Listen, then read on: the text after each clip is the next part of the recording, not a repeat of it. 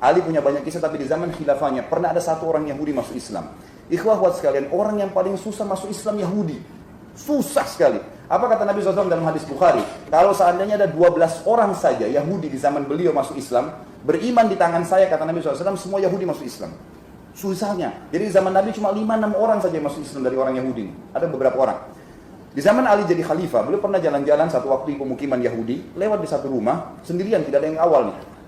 Kemudian dilihat ada ada baju lagi dijemur, ternyata ada baju perang lagi dijemur. Ali lihat, kayaknya baju perang saya nih, kata Ali. Diketuk. Pemilik rumah itu ditanya, hai Yahudi, waktu keluar dia. Ini di depan baju perangnya siapa?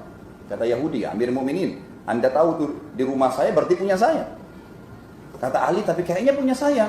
Buktinya 1, 2, 3, 4, 5. Ada tanda-tandanya, ada sobekan, ada jahitan, ini punya saya. Kata Yahudi, seperti saya jawab Amir Mu'minin. Di rumah saya berarti punya saya. Ada 3 kejadian dalam kisah ini, saya ringkaskan, yang membuat Yahudinya akhirnya syahadat. Susah buat Yahudi syahadat. 3 kejadian. Kejadian pertama, Yahudi yang menceritakan, dia bilang, saya kaget, tiba-tiba saja Amir Mu'minin berkata, kalau begitu ayo kita berhukum ke pengadilan. Dia bilang kalau raja Yahudi mustahil, tinggal diambil selesai. Terima nggak terima terserah, gitu kan? Ini pembebasan antara raja muslim dengan masyarakat biasa, kafir lagi. Sama Ali diajak ke pengadilan. Kata Yahudi ini, saya pun jalan bersama Amir Mu'minin ke pengadilan. Ini kejadian yang mengagumkan bagi dia yang pertama. Yang kedua dia bilang, pada saat masuk ke pengadilan, Amir Mu'minin memberikan salam. Assalamualaikum warahmatullahi wabarakatuh. Yang jadi hakim namanya Shuraih Al-Qadi. Ini orang terkenal sekali. Umar bin Khattab yang nunjuk sampai Uthman. Dan ini 60 tahun jadi qadi di 5 khalifah. Abu Bakar, Umar, Uthman, Ali. Dan juga sampai di Muawiyah, bahkan sampai di Yazid. Ringkas cerita, waktu diberikan salam, orang-orang yang ada di hakimin di situ di ruangan menjawab salamnya Ali. Tapi anehnya, tidak ada satupun orang yang berdiri salaman. Kayak kalau ketemu presiden gimana sih? Gitu. Gak ada. Kenapa? Karena Ali ini tiap hari radhiyallahu anhu rumahnya terbuka untuk siapapun yang mau ketemu. Bahkan dalam kisahnya kalau untuk mengikuti di YouTube ceramah saya 4 jam tablik akbar Ali itu, beliau selalu di pasar ngangkatin barangnya orang, ikut-ikutan sama masyarakat. Jadi orang sudah biasa ketemu, bukan sesuatu yang istimewa gitu. Kata Yahudi ini, anehnya setelah jawab salam sudah selesai, nggak ada sesuatu yang istimewa. Dan yang luar biasa, Shuraih bilang di atas kursinya, silakan wahai Amir Mu'minin, maksudnya silakan antri. Anehnya dia bilang, Amir Mu'minin Ali pergi ke belakang sekali, antri, duduk, tidak marah, tidak apa. Siapa hakim ini? Ditunjuk oleh Ali, digaji oleh Ali. Masuk, ini kejadian kedua yang buat dia kagum. Kejadian ketiga akhirnya dia syahadat, teman-teman sekalian. Ini sebagai penutup juga ceramah kita. Subhanallah, Yahudi ini bilang, waktu tiba giliran kami, Hakim Shuraih berkata, ada apa wahai Amir Mu'minin? Kata Ali, tadi pagi saya jalan di pemukiman Yahudi, saya temukan baju perang ini yang di tangan dia. Saya yakin ini baju perang saya. Buktinya 1, 2, 3, 4, 5. Ini yang berbicara sekarang antara Ali, raja, dan hakim pegawainya dia. Bayangkan ini, di atas kursi duduk, Amir Mu'minin di bawah. Lalu kata Shuraih kepada Yahudi, bagaimana pendapatmu wahai Yahudi? Dia bilang, saya sudah jawab di rumah saya. Saya bilang kepada Amir Mu'minin, ini jelas di rumah saya, berarti punya saya. Ali balik, ditanya lagi Ali oleh Shuraih, wahai Amir Mu'minin, Anda punya saksi nggak? Kata Ali, yang paling kenal baju ini cuma 3 orang, Hasan, Husain, anak saya, dan Fatimah, istrinya. Gitu kan?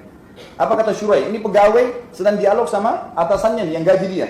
Kata dia apa? Wahai Amir Mu'minin, Anda tahu dalam Islam, anak nggak boleh jadi saksi untuk orang tua nggak boleh saksi buat anak. Nggak bisa diterima, pasti saling bela.